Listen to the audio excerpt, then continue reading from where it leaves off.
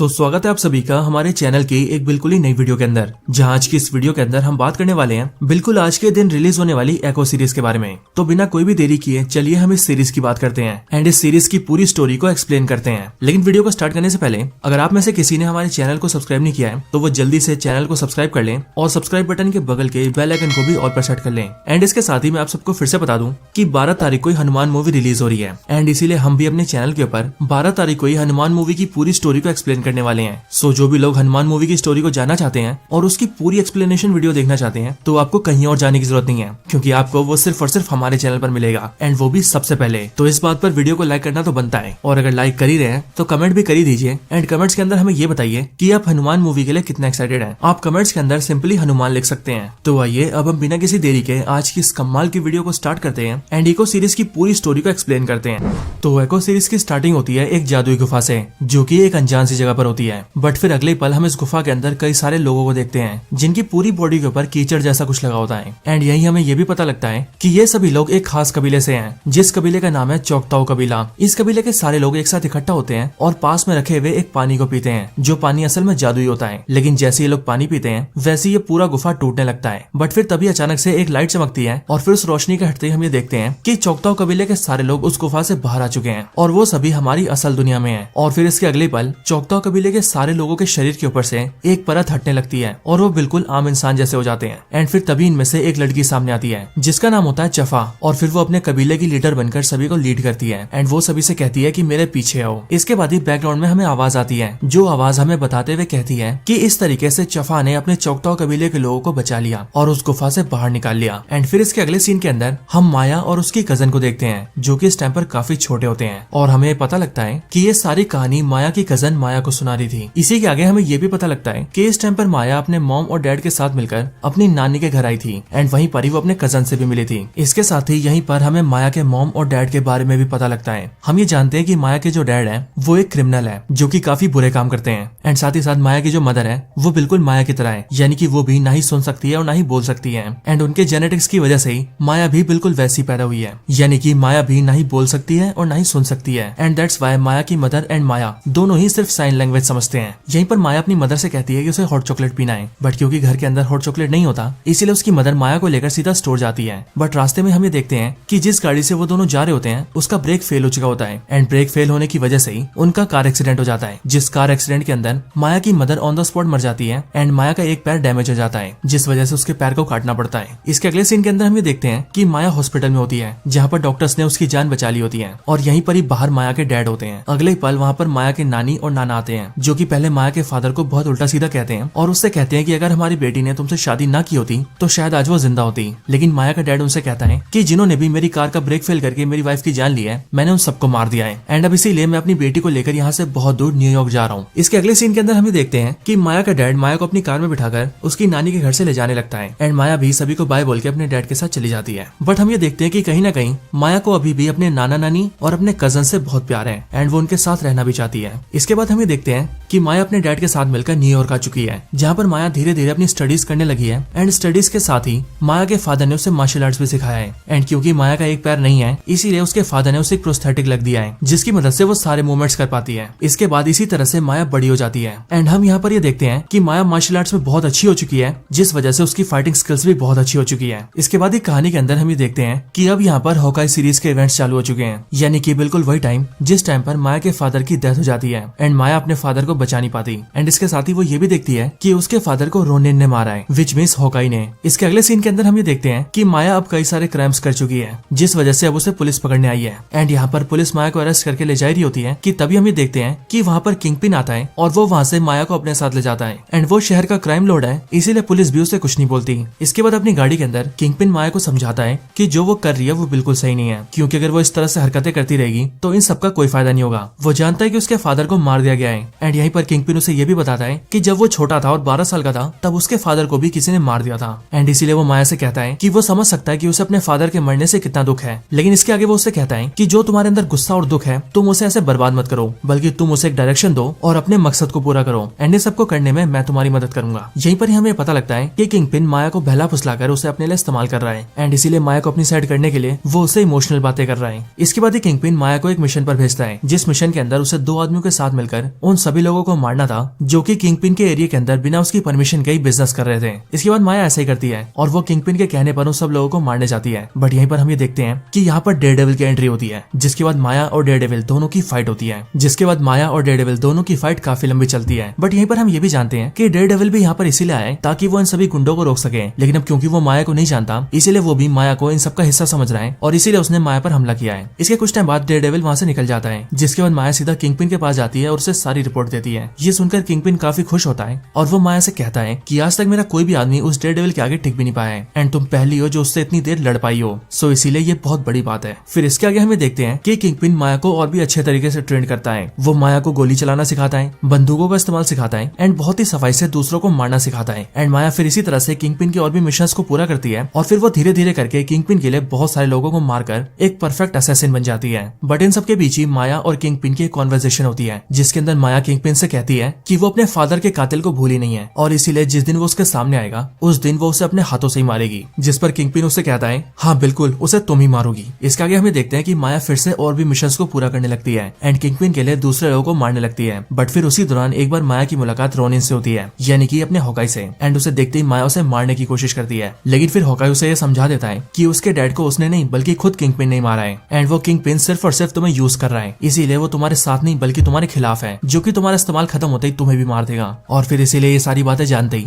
माया सीधा किंगपिन के पास जाती है और वो उसे शूट कर देती है। एंड आप सभी को याद ही होगा कि ये वाला इवेंट भी हमें हॉकाई सीरीज के एंड में दिखाया गया था। अब इसके बाद पास्ट की सारी घटनाएं खत्म हो जाती हैं और हम ये देखते हैं कि कहानी के अंदर 5 महीने बीत चुके हैं, यानी कि माया ने जब किंगपिन को गोली मारी उस पूरे इवेंट को अब 5 महीने हो चुके हैं। अब 5 महीनों के बाद हम माया को देखते हैं जो कि एक अनजान सी जगह पर होती है और उसके पेट में गोली लगी होती है, लेकिन वो तब भी सबसे छुपते छुपाते अपनी बाइक को राइड करते हुए सीधा अपने नानी के घर जाती है एंड वहाँ पहुंचकर अकेले में खुद का इलाज करती है और खुद की इंजरी पर पट्टी बांधती है और फिर थकान की वजह से माया वहीं पर सो जाती है। लेकिन जैसी वो लेटती है वैसे ही उसे चोक्ताओ कबीले की मेमोरीज आती हैं और वो उन सभी को अपने विजुअल्स में देखती है। एंड फिर यहाँ पर हमें पता लगता है कि चोक्ताओ कबीले से माया का एक बहुत ही गहरा रिश्ता है। इसके बाद ही सुबह हो जाती है और हम ये देखते हैं कि माया की नानी के घर पर उसका कजन बिस्किट आता है जो कि माया के नानी के साथ ही रहा करता था। बिस्किट को माया से मिलकर काफी खुशी होती है, बट यहीं पर माया उसे समझाती है कि उसे एक बहुत ही जरूरी काम करना है जिसमें उसे बिस्किट की हेल्प की जरूरत पड़ेगी एंड इसके लिए वो बिस्किट को कई सारे जरूरी सामान लेने के लिए कहती है। बट इसके साथ ही माया की इंजरी माया को काफी परेशान कर रही थी, लेकिन अब क्योंकि वो सबसे छुपती फिर रही थी जिस वजह से वो हॉस्पिटल नहीं जा सकती थी, इसीलिए माया सीधा पास के एक रोलर स्केटिंग शॉप पे जाती है और वहाँ पर आकर वो वहाँ के ओनर हेनरी से मिलती है जो कि माया का अंकल होता है। एंड यहाँ पर माया उसकी हेल्प से अपनी ट्रीटमेंट करवाने आई होती है, जिसके लिए माया और हेनरी एक रूम में आते हैं जहाँ पर हेनरी अपनी एक डॉक्टर फ्रेंड को बुलाता है जो कि माया का ट्रीटमेंट करती है। और यहीं पर माया हेनरी को बताती है कि उन्होंने मुझे ढूंढ लिया और मुझ पर गोली चलाई। एंड यहीं पर ही हमें काफी हद तक ये आइडिया लग जाता है कि हो ना हो माया के पीछे किंगपिन और उसके आदमी पड़े हैं जो कि किंगपिन के ऊपर गोलियां चलाने के बाद से ही माया को ढूंढते फिर रहे हैं एंड माया उनसे बचती आ रही है। इसके बाद ही माया हेनरी के साथ मिलकर एक बहुत ही ऊंचे टावर पर चढ़ जाती है एंड फिर वो किंगपिन के शिपिंग यार्ड के ऊपर नजर रखने लगती है। ये देखकर हेनरी माया के बारे में समझ जाता है एंड वो माया से कहता है कि मैं समझ चुका हूँ कि तुम मेरे पास सिर्फ इलाज करवाने नहीं आई थी बल्कि तुम्हारे दिमाग में किंगपिन के बारे में भी कुछ चल रहा है। जिस पर माया उसे बताती है कि वो इस शिपिंग यार्ड के जरिए किंगपिन के आदमियों को सबक सिखाना चाहती है। बट यहीं पर हेनरी माया से कहता है कि वो ऐसा कुछ बिल्कुल भी ना करें, क्योंकि बेशक से इस शिपिंग यार्ड के अंदर सारा माल किंगपिन के आदमियों का हो, लेकिन ये शिपिंग रूट उसका है, इसीलिए अगर कुछ होता है तो बात उस पर भी आ सकती है और वो कोई बवाल नहीं चाहता। लेकिन माया के दिमाग में कुछ और ही चल रहा था। लेकिन फिर इसके अगले सीन के अंदर हम किंगपिन को देखते हैं जो कि एक हॉस्पिटल के अंदर अपना इलाज करवा रहा होता है, जहाँ पर वो जिंदा तो होता है लेकिन उसकी दोनों आंखें डैमेज हो चुकी होती हैं क्योंकि माया ने उसकी आंखों में गोली मारी थी।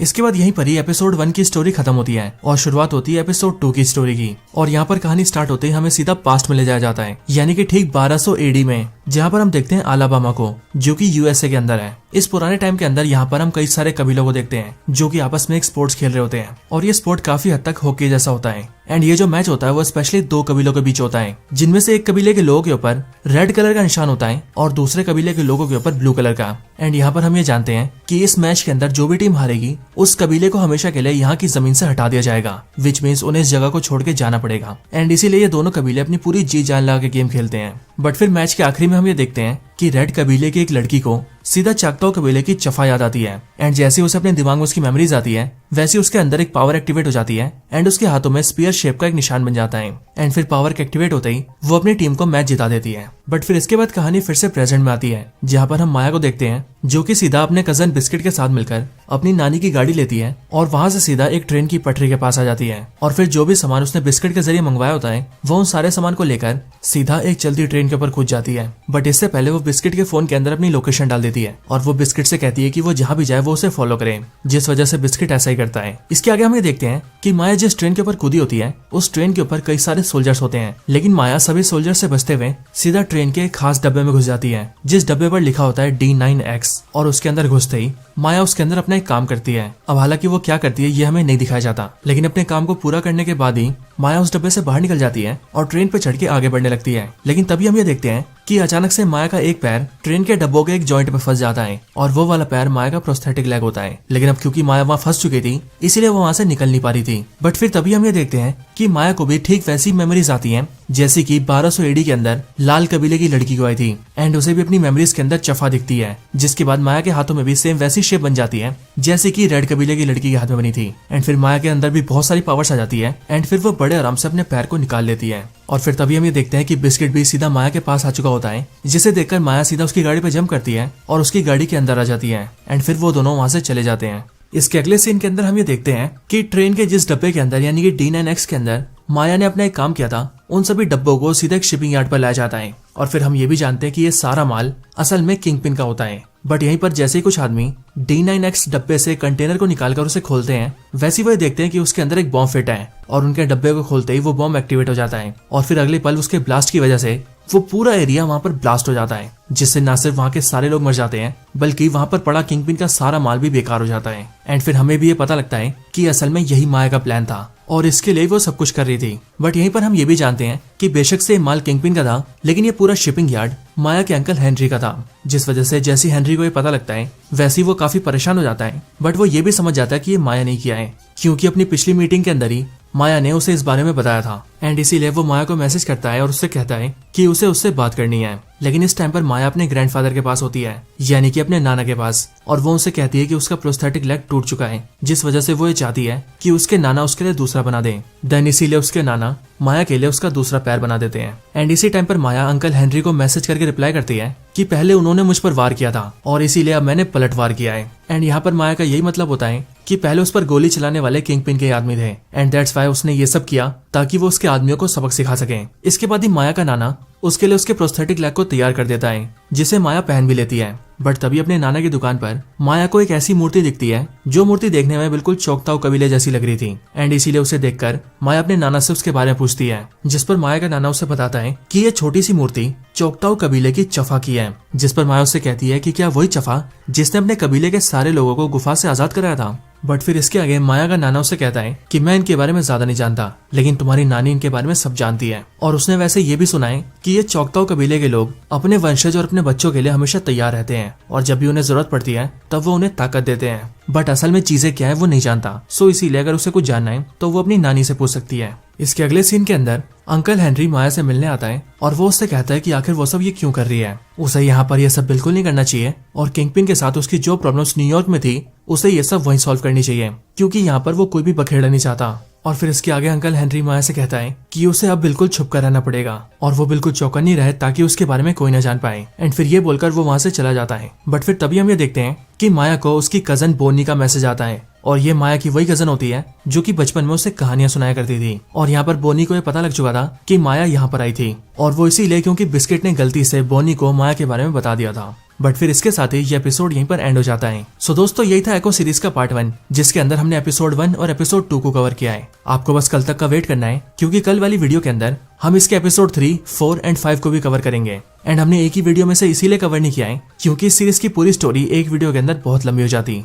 दैट्स व्हाई हमने इसे 2 पार्ट में स्प्लिट कर दिया है। लेकिन फिकर नॉट, आपको बस कल 12 बजे तक का वेट करना है एंड 12 बजते ही आप सभी को इसका पार्ट 2 मिल जाएगा। बाकी तब तक के लिए this is the end of the video. तो दोस्तों यही थी वीडियो एको सीरीज के पहले पार्ट के ऊपर। आप सभी को ये सीरीज की स्टोरी कैसी लगी ये आप मुझे कमेंट्स में जरूर बताएं और आप सभी अगले पार्ट के लिए कितना एक्साइटेड है ये भी जरूर बताएं। आप सभी कमेंट्स के अंदर एको पार्ट 2 लिख सकते हैं जिससे कि हमें भी ये पता लग जाएगा कि आप सब पार्ट 2 के लिए बहुत एक्साइटेड हैं। लेकिन ज्यादा वेट करने की कोई जरूरत नहीं है, क्योंकि आपको कल ही वो पार्ट 2 मिल जाएगा। लेकिन तब तक के लिए अगर आप लोग हमारे चैनल की ऐसी और भी कमाल की वीडियोस देखना चाहते हैं तो आप हमारे चैनल में जाकर या फिर डिस्क्रिप्शन में दिए लिंक को यूज करके और भी कमाल की वीडियोस देख सकते हैं। तो बस आज की इस वीडियो में इतना ही। वीडियो को यहीं पर एंड करते हैं। वीडियो पसंद आई हो तो लाइक करें, चैनल को सब्सक्राइब नहीं किया तो अभी के भी सब्सक्राइब करें, वीडियो को शेयर करना चाहते हैं तो ज्यादा से ज्यादा शेयर करें। एंड आप सभी इसी तरह से हंसते और मुस्कुराते रहें। मैं मिलता हूँ आपसे ऐसी किसी और बेहतरीन वीडियो में, तब तक के लिए गुड बाय।